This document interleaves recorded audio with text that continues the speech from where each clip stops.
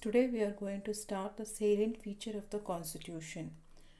Our Constitution has established a democratic society providing justice to all. Irrespective of their social or cultural background, it has many salient features, some of which are given below. They are: first one, written and lengthy Constitution, partially flexible and partially rigid Constitution, parliamentary form of government, republican system, federal system, fundamental rights, fundamental duties, directive principle of state policy, independent and centralized judiciary system, single citizenship, adult franchise, bicameral legislature, and party system. We'll go in detail one by one. And this salient feature of Indian Constitution has some outstanding features which distinguishes it from other constitution. The framer of our Constitution studied other constitutions, selected their valuable features and put them with necessary modification in our Constitution. And they succeeded doing this. And the fact that the Constitution for last 70 years has been working satisfactorily is a testimony to its quality and utility. The first feature of our Constitution is written and lengthy Constitution. The Indian Constitution is a detailed written document containing laws and procedures for governance, and it is world's lengthiest written constitution, and it says that there are 25 chapters, 12 schedules and 470 articles. Second feature is partially flexible and partially rigid constitution. The constitution which can be easily amended is called as flexible. Constitution that has special procedure for amendment are called as rigid. So our Constitution is neither too flexible or nor too rigid. So the meaning of the schedule is annexure highlighting the list or details. Amendment, it is a process of making changes in the fundamental law. So ours is partially flexible and partially rigid. Some of the Constitution which can be easily amended is called as flexible, and some constitution that have a special procedure for amendment are called as a rigid or a complicated constitution. Third one is parliamentary form of government. In this, we know that ours is a parliamentary form of government. It exists both at the center and in the state. Though the president is the head of the constitution, the real power is enjoyed by the Prime Minister, who is helped by the Council of Ministers. The ministers are responsible to the Prime Minister as well as the Parliament. All the members of the Council of Ministers, including the Prime Minister, they work together as a team. This means that they remain in power as long as they enjoy the confidence.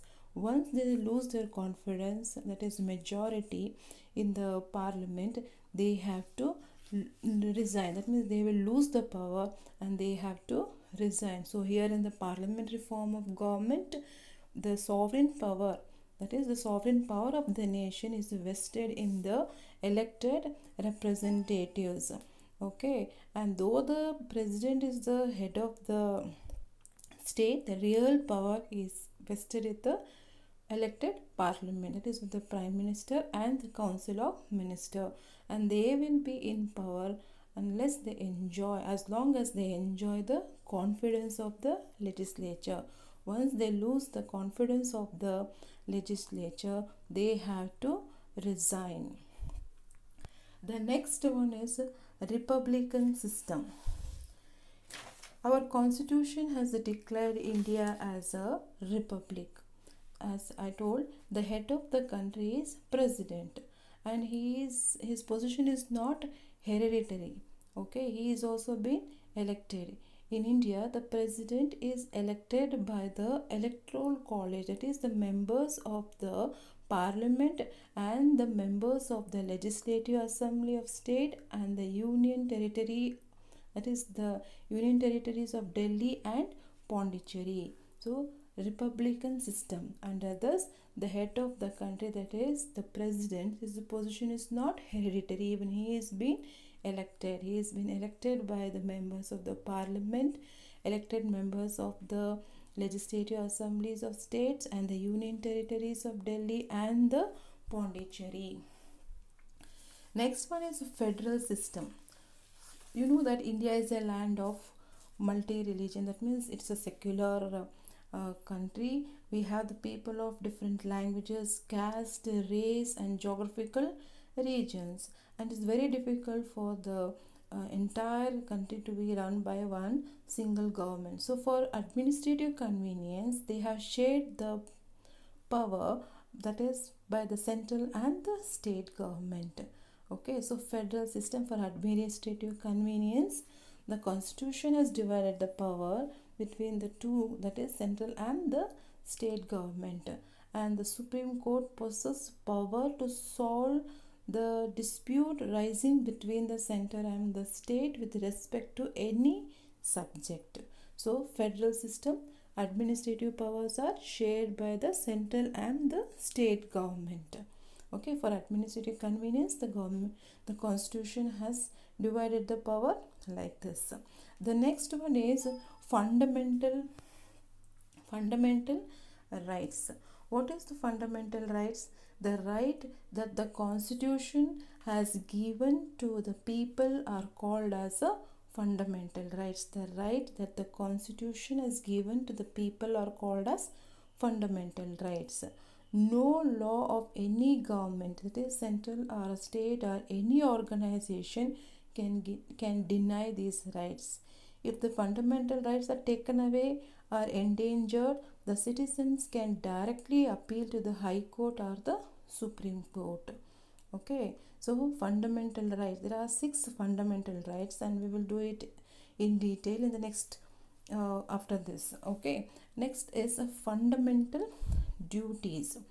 See, duties and rights go hand in hand. Okay, there can be no right in society where there are no duties. What is duties? Duties are our responsibilities. Okay, duties are our responsibilities towards our country. So both the duties and rights go in hand. Okay, there can be no right in society where there are no duties. Duties are responsibility towards our country. Again, the constitution has described 11 fundamental duties. It is our duty towards the country, and this has been described in the A part of the 4th chapter under clause 51 of our constitution. The next one is directive principle of state policy.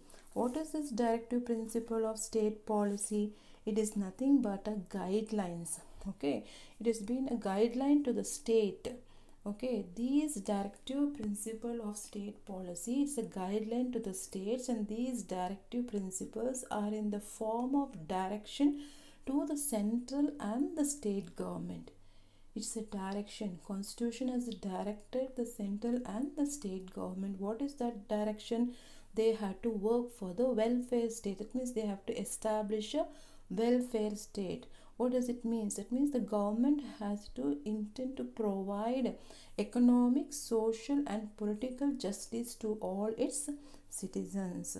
Understood? Directive principle of state policy is nothing but a guidelines to the state, and these directive principles are in the form of the direction to the central and the state government. Through this, the government intend to provide economic, social and political justice to its citizens. And this has been taken from the Irish Constitution. It has been adopted from the Irish Constitution. Okay, the next feature is independent and centralized judiciary system. Independent and centralized judiciary system. Okay, the courts have the authority to give bold judgment in order to protect the right of the people. This our judiciary is independent. It's not under the control of either legislature or the executive. Executives and legislature, they have no right to interfere with the working of the judiciary. And Supreme Court is the highest court in the land, and all high court and subordinate court function according to, that means it function under the Supreme Court and the under the Supreme Court. Okay, the next feature is single citizenship. Like for administrative convenience, it has been divided into central and the state government. Okay, in spite of that, all the Indian citizens, they enjoy single citizenship irrespective of the state of residence, whether you stay in Bangalore, in Karnataka or in Delhi, wherever you stay, but you're all the citizens of India. So all the Indian citizens, they enjoy a single citizenship irrespective of the state of residence. The citizens have the same right irrespective of their place of birth. Next one is adult franchise. The constitution provides adult franchise. This means that all the citizens above 18 years of age may exercise their right to vote. All the citizens above 18 years have their right to vote irrespective of their caste, color, creed. This symbolizes the sovereign absolute power of the people. So adult franchise means the constitution has provided this adult franchise. That means all the citizens above 18 years have the right to vote irrespective of their caste, color, creed, or whatever it may be. Next, bicameral legislature. This is one of the feature the constitution has provided. According to it, our parliament consists of two houses. That is the lower house, that is Lok Sabha, and the upper house Rajya Sabha. So our central legislature, that is parliament. The central legislature is called parliament. It has two houses, that is Lok Sabha and the Rajya Sabha. Okay, so the parliament which consists of two houses is called as bicameral legislature. The last features of the salient feature of the constitution is the party system. Like India is a democratic country and it has multiple parties. So these political parties are the pillars of the democracy, and there is a multi-party system in India.